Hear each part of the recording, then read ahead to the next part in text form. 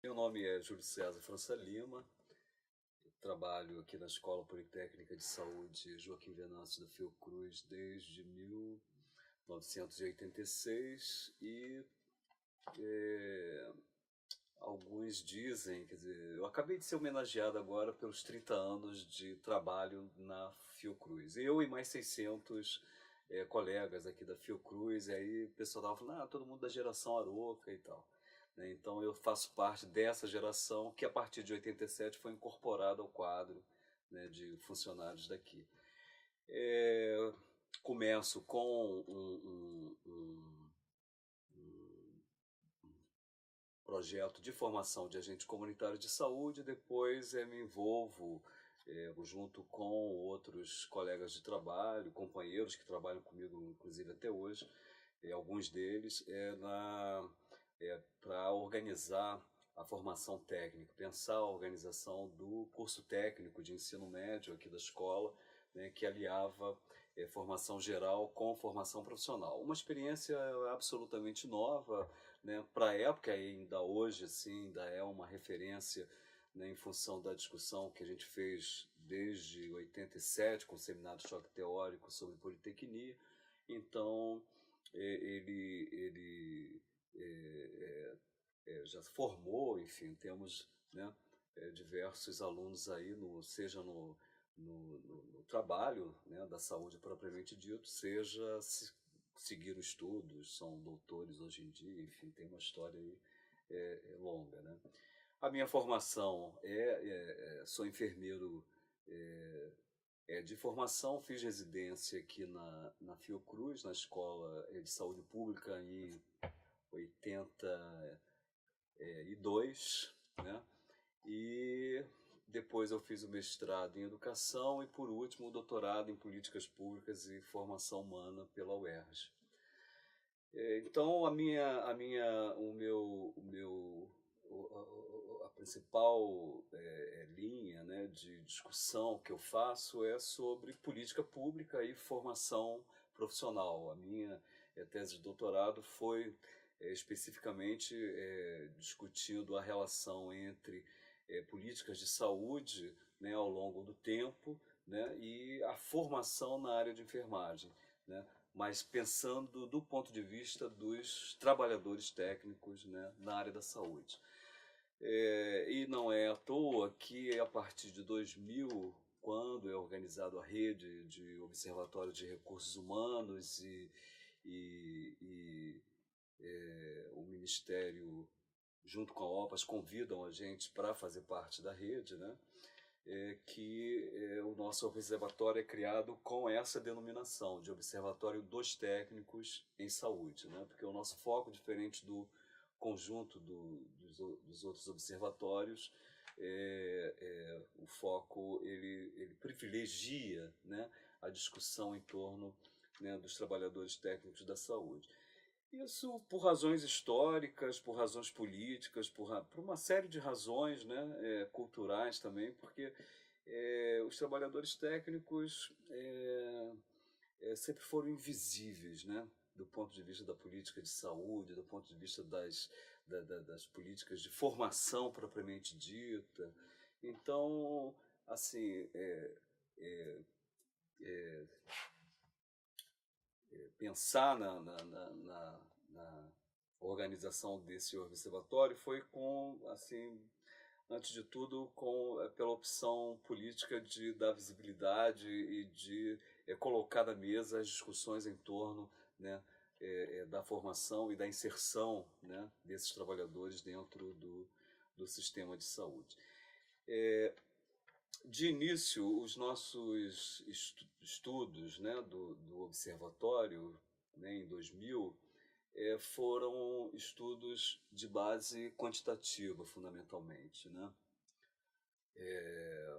Isso por conta de uma demanda inicial do Profai, que foi um projeto de profissionalização de trabalhadores na área de enfermagem que estava se organizando, né? Naquele momento, quer dizer, começa em 1999, em 2000 o Profai, quer dizer, concomitante à organização da rede, né, ele também está se organizando enquanto um projeto de profissionalização no campo da enfermagem e demanda, né, alguns estudos, não só para nós, mas para a rede de uma maneira geral, né, com foco na enfermagem, e a gente desenha 2 estudos que foram aprovados de cunho quantitativo. Um é avaliando o censo escolar, né, na época de 2001, quando começou a ser incorporado a educação profissional no censo escolar, e um outro sobre as ocupações,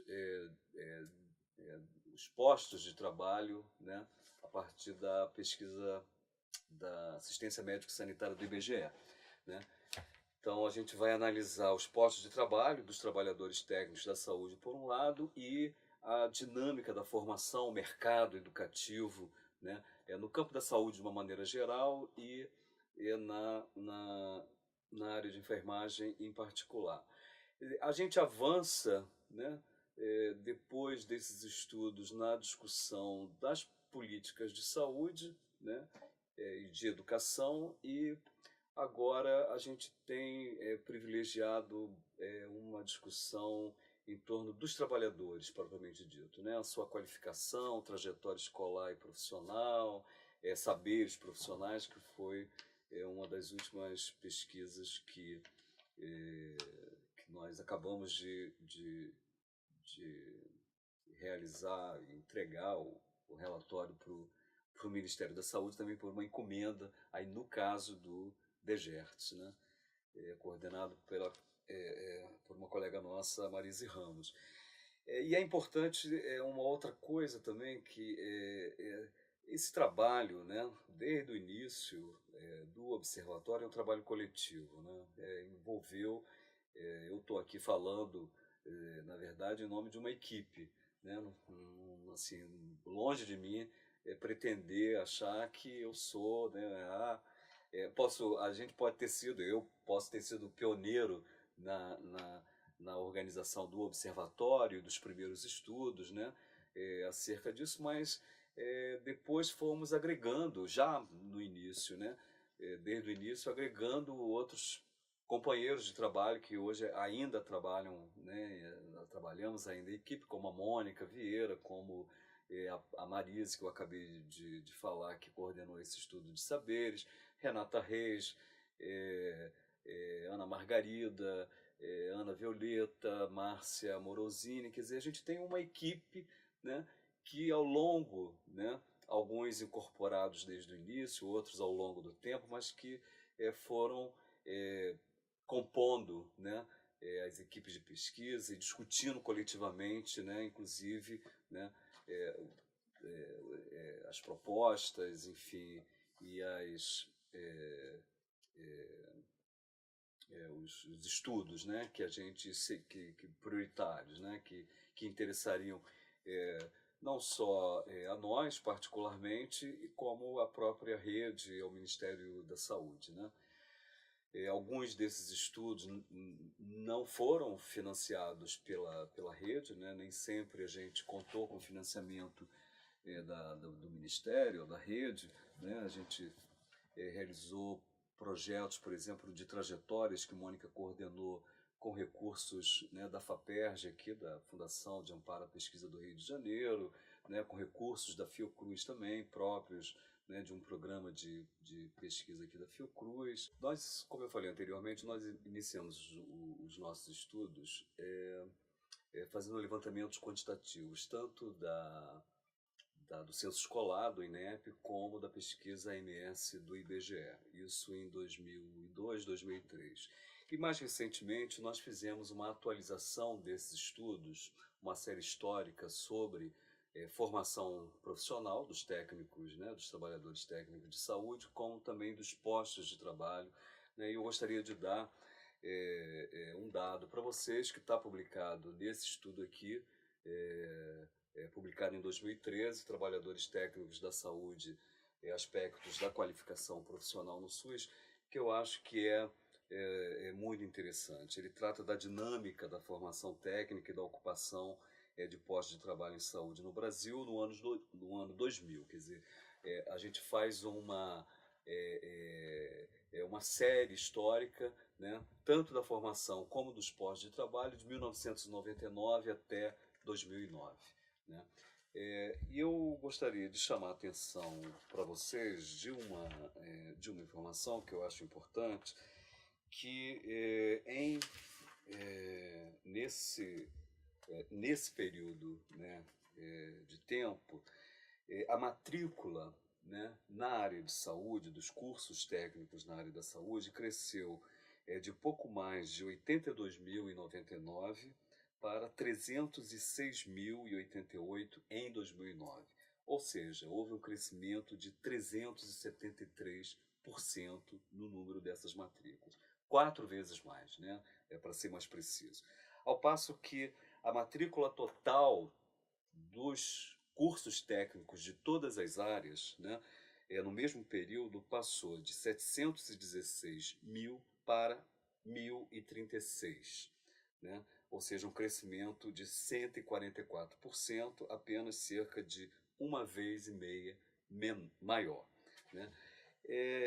Isso não é por acaso. Né? Nesse mesmo período, se a gente for analisar os postos de trabalho, né, dos trabalhadores da área da saúde, de uma maneira geral, pela pesquisa da MSBGE, entre 99 e 2005 houve uma expansão intensa da rede de serviços de saúde no Brasil, que passa de quase 50 mil para 77 mil estabelecimentos e de cerca de 1,5 milhão para mais de 2,5 milhões de postos de trabalho. Então, esse aumento da matrícula, né, ou da oferta de cursos na área de formação técnica de saúde acompanha nesse período o aumento também do número de postos de trabalho no setor saúde. Agora, o importante é que esse aumento da matrícula, né, ela ocorre fundamentalmente no setor privado, pelo setor privado. Né?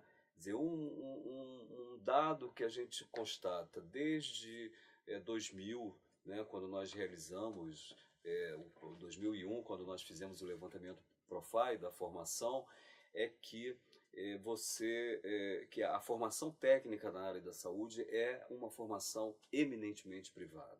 Eminentemente privada. Né? Quer dizer, historicamente, a gente, na análise, né, nos estudos que a gente realizou, quer dizer, a área da saúde, né, a formação técnica na área da saúde nunca foi privilegiada do ponto de vista das políticas públicas. Diferente da formação no campo industrial, por exemplo, que desde a década de 40, o Estado, né, com o Gustavo Capanema, ainda no governo Vargas, abre as escolas técnicas federais, né, transforma as escolas de artes e ofícios em escolas técnicas federais, né, para a formação de técnicos da área, concomitante, né, à criação do Senai e do Senac. Né? No campo da saúde, nunca houve um investimento público, né, até os anos 80, né, para uma formação qualificada e pelo setor público. Ela sempre foi, né, entregue, né, quem sempre teve o protagonismo, fundamentalmente até os anos 80, foi o Senac. Né, foi o setor privado, foram os empresários. Quer dizer, uma prática muito comum e muito recorrente dessa formação, que ela sempre se deu via treinamentos em serviço. Né, os próprios hospitais abriam as suas escolas, né, entre aspas, né, núcleos de formação e formavam os seus trabalhadores, principalmente técnicos ou auxiliares de enfermagem, né, atendentes, né, faziam treinamento de atendentes para trabalhar no serviço de saúde, e isso é que vai, nos anos 80, ser um detonador, né, da perspectiva de formar esses trabalhadores com um projeto larga escala, tal qual a Isabel dos Santos vai ser a principal protagonista desse dessa discussão, né? Com a organização dos centros de formação junto à Secretaria de Saúde e das escolas técnicas do SUS. Então, por outro lado, essa expansão dos postos de saúde, ela tem a ver com a própria expansão da atenção básica, né? Quer dizer, nos anos 90 e particularmente nos anos 2000, você tem uma extensão de cobertura importante, né, da educação, da atenção básica no país, e os trabalhadores vão sendo, né, incorporados, né, nesses postos de trabalho. Bom, o que a gente. Um segundo ponto importante, quer dizer, o primeiro que eu destaquei foi que essa expansão das matrículas ela se dá pelo setor privado, configurando o que a gente denomina mercantilização da educação, né? O setor privado tendo, né, interesses em expandir, né, a oferta de curso para as outras áreas, né, e aí a área da saúde foi uma das privilegiadas. A segunda observação que é importante fazer, que tem a ver com esse processo, é que há uma disjuntiva, né? Quer dizer, você tem uma formação, né, majoritariamente privada, de trabalhadores técnicos, para trabalhar num sistema único de saúde, que se quer universal, né, integral, que atenda às necessidades de saúde da população, com perspectiva de mudança do modelo de atenção, com a estratégia de saúde da família, né? Então, são trabalhadores, né, que são formados pelo setor privado, né, sem o menor, né, controle ou avaliação, né, do setor público, que vão atuar dentro do setor público, porque esses postos, o setor saúde é um polo, o setor público na área da saúde é um polo importante de criação, foi, né, e continua sendo um polo importante de criação de empregos, né.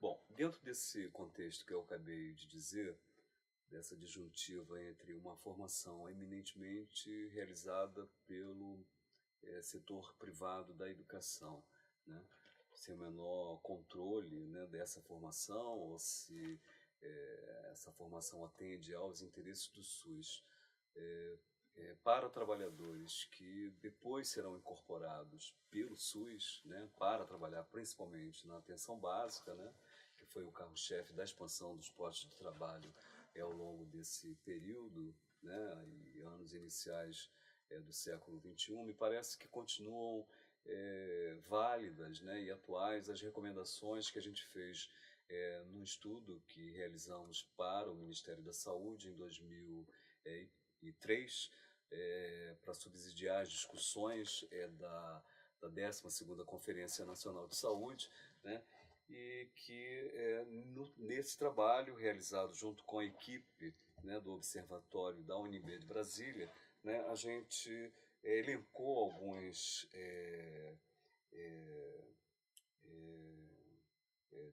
desafios, enfim, né, questões que seriam basilares para se garantir o mínimo de qualidade, né, e voltado para os interesses da formação, né, voltado para os interesses do SUS. Eu vou ler só alguns desses 5, né, dessas propostas que nós fizemos, que me parece que são, né, como eu disse, atuais. O primeiro, né, é definir nas 3 instâncias gestoras do SUS mecanismos de incentivos para garantir o acesso à educação básica e à formação profissional a todo trabalhador com dispensa de horas de trabalho. Isso a gente constata, inclusive nessa última pesquisa que nós realizamos, coordenado pela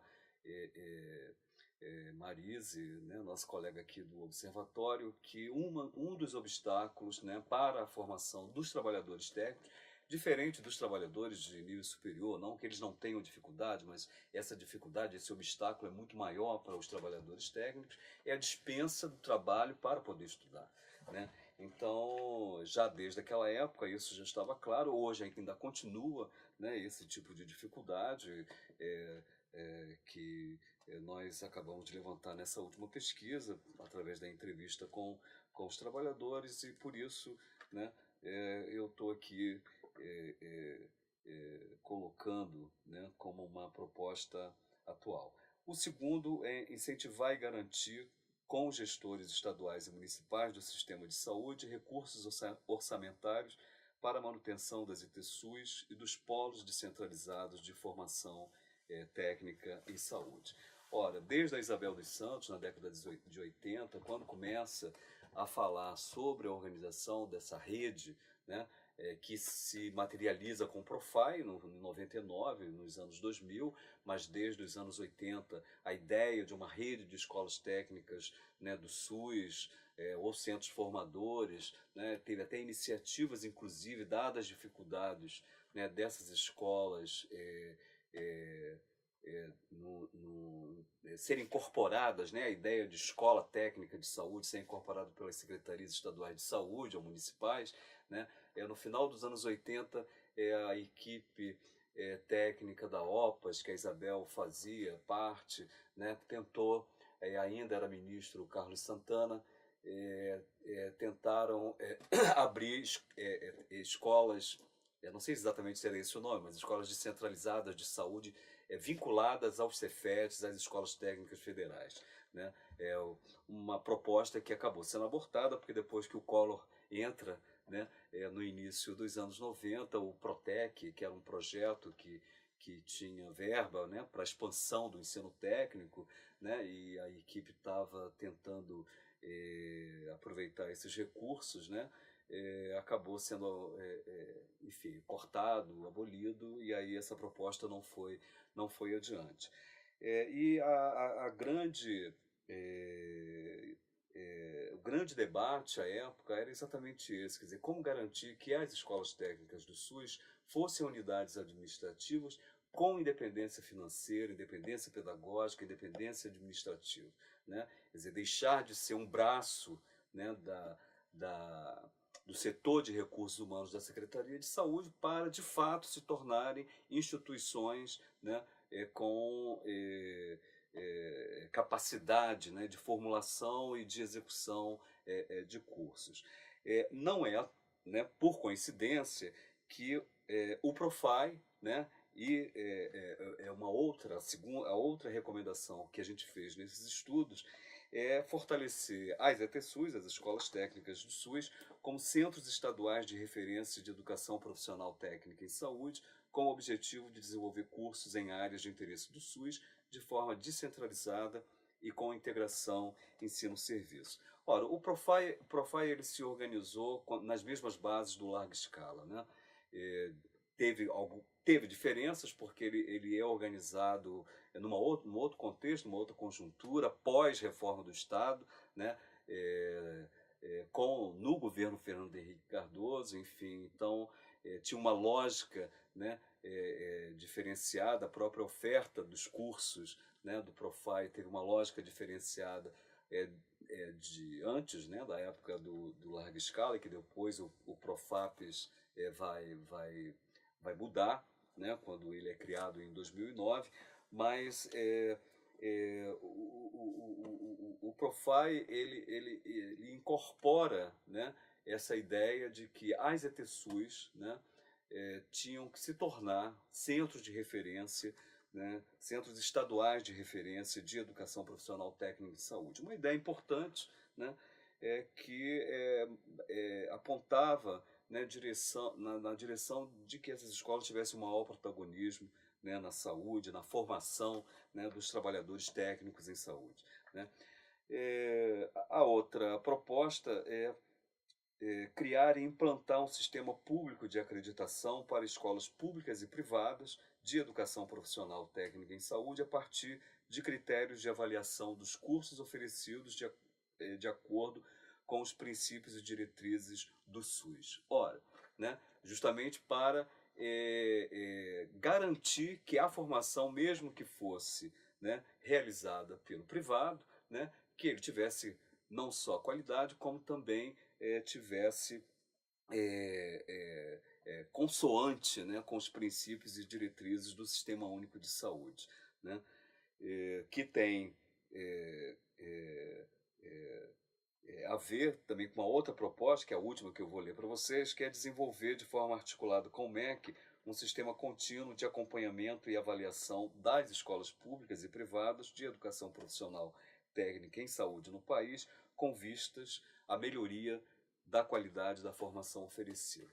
Então, esse conjunto de propostas que a gente faz em 2013, né, do meu ponto de vista, eles continuam absolutamente atuais, né? Aliás, eu acho que agravado, inclusive, porque você, nós estamos vivendo numa conjuntura em que a expansão, já desde do governo Lula, diga-se de passagem, do governo Dilma, quer dizer, de expansão da oferta privada e inclusive via Pronatec, via uma série de programas e de propostas, né, do governo Dilma, que expandiram, né, a oferta de cursos privados no campo da saúde, né? Então, não temos, né, o que eu acho que a gente, né, o desafio, né, para nós é garantir que essa formação ela seja de qualidade e de interesse do SUS num futuro próximo. Quem sabe, né, quando as forças progressistas, né, conseguirem retomar o aparelho de Estado, que hoje está dominado por forças conservadoras, possam avançar nesse sentido. Outro desafio importante, aí do ponto de vista da gestão do trabalho, e tendo como foco os trabalhadores técnicos de saúde, uma questão que tem aparecido muito, né, nos estudos que nós temos realizado, seja sobre trajetória profissional e qualificação, seja nessa última de saberes profissionais, que a gente pegou. Nas duas pesquisas, na verdade, nós pegamos diversos perfis de trabalhadores técnicos, né? Auxiliar e técnico de enfermagem, agente comunitário de saúde, agente de combate a endemias e técnico de saúde bucal. Nas duas pesquisas, um dado que me parece importante chamar a atenção, né, do ponto de vista da gestão, é o que alguns outros estudos, não só o nosso, mas outros estudos em outras áreas também têm chamado de superqualificação, né? Inclusive dos ACS, quer dizer, são trabalhadores que estão, né, no interior dos serviços de saúde como técnicos, né, ou como agentes comunitários de saúde e são superqualificados, né, por posto, né, que ocupam, né, com graduação.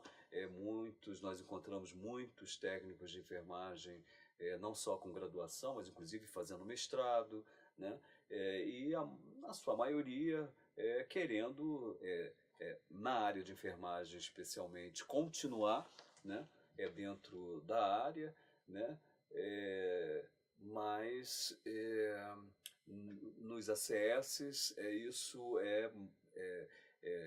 mais para a área de serviço social, porque eles identificam mais, né, o serviço, o trabalho que eles realizam com a área de serviço social, os agentes comunitários, agentes de combate à endemia com direito, né, interessante isso, porque o direito acaba se tornando uma perspectiva, né, de formação dado à própria atividade de policiamento, vamos dizer, né? E o de saúde bucal é variado, né?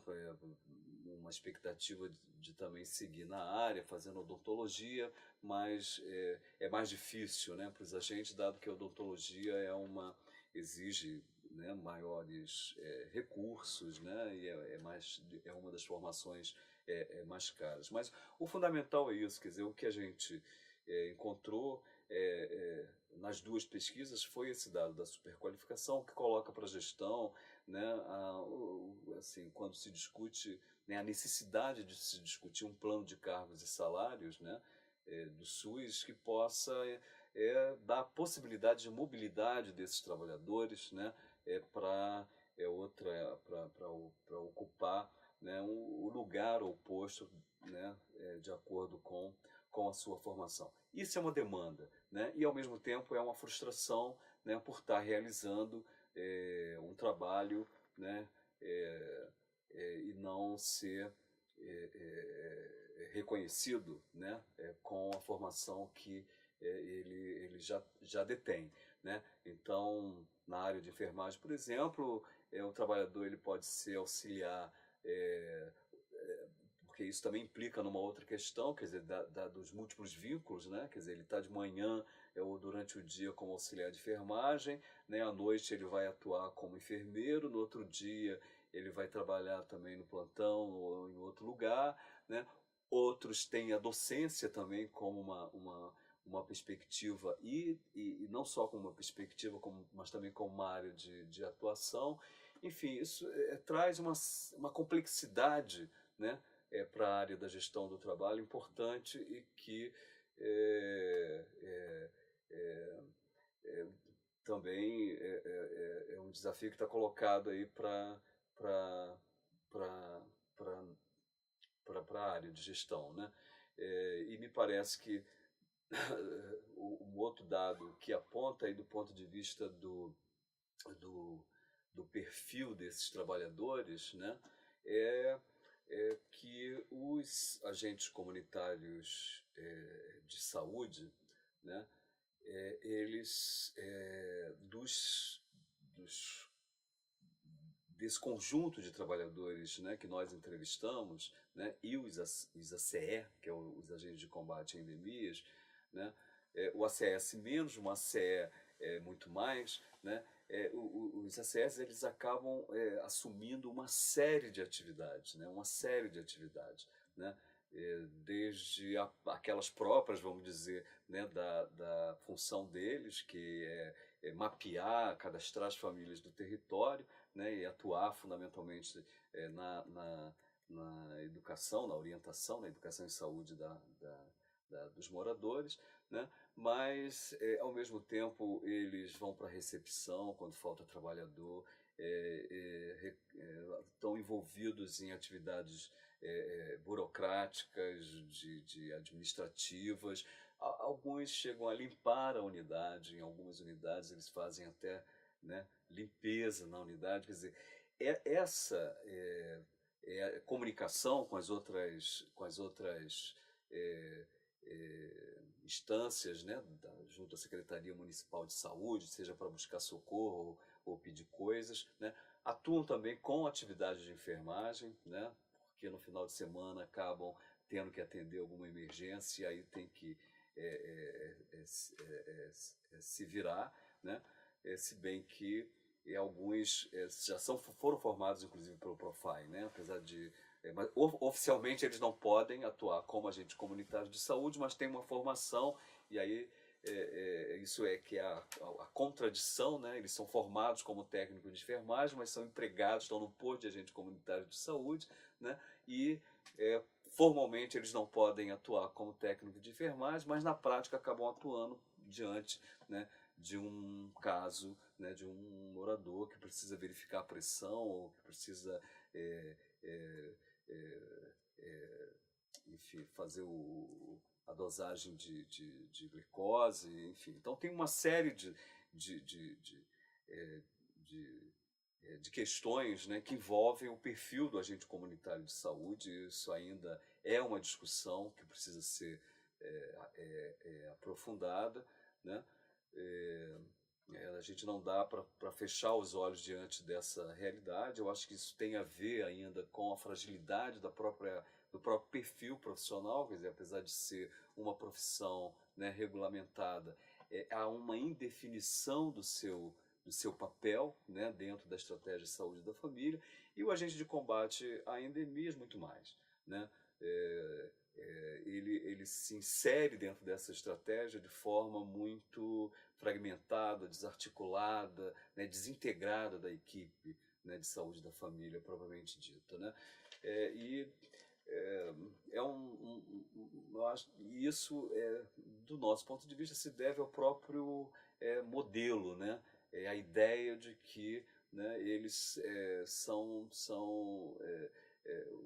o trabalho dele é organizado em torno de campanhas, né, pontuais, então precisa atuar com a Zika, com o dengue, com a chikungunya, com a doença de Chagas, etc., etc., e não de uma maneira integrada com a equipe, né, da saúde da família.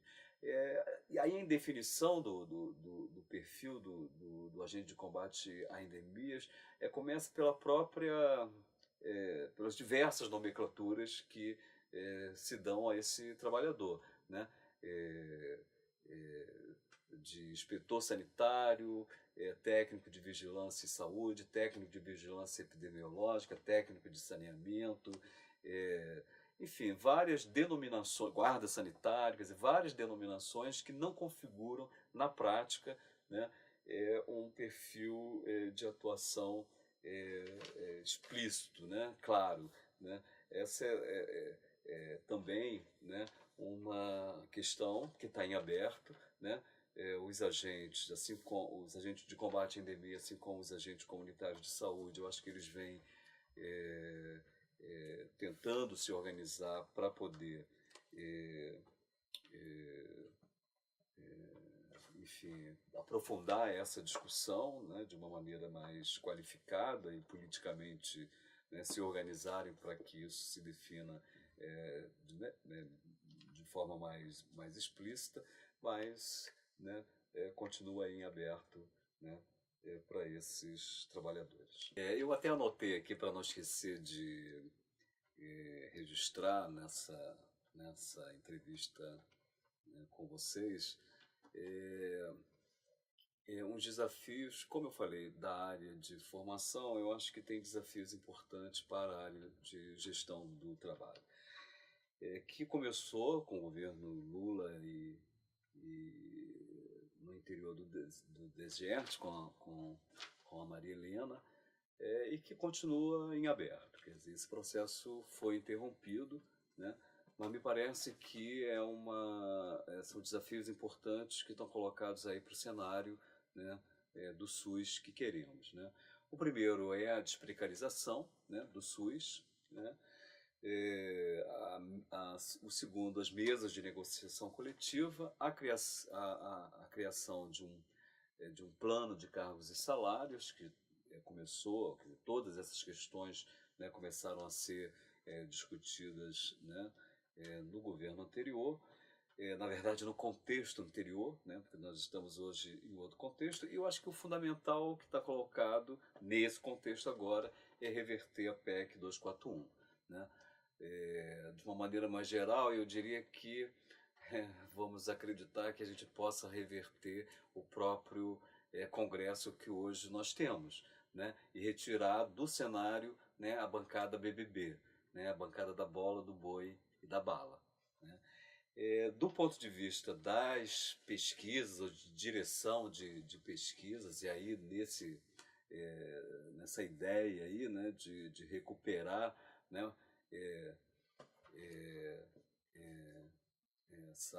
o protagonismo, né, de pensar o SUS, me parece que são duas direções para a área de gestão que a gente acha importante. A primeira é analisar a precarização e seu impacto, né, no cotidiano do trabalho, especialmente no cotidiano do trabalho dos trabalhadores técnicos de saúde, e a outra, né, que está colocada já há algum tempo e que a gente, né, avançou pouco, é analisar essa cultura do gerencialismo que impregnou o campo da saúde, né, a partir de critérios do próprio privado, né, no público, né, com a questão das metas, do desempenho, da produtividade, né, e o que a gente está vendo como consequência disso, a própria intensificação do trabalho, né, no interior do setor público de saúde. Então, era isso que eu queria registrar.